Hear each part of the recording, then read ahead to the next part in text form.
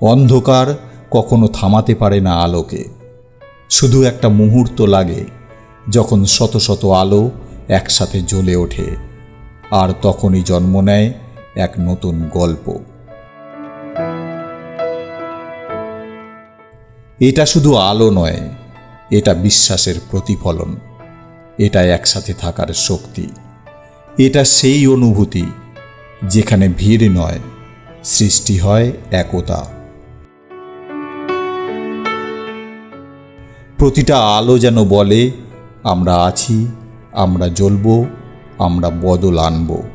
কারণ আলো কখনো কখনো একা জ্বলে না, দলবদ্ধ আলো সবসময় ইতিহাস লেখে।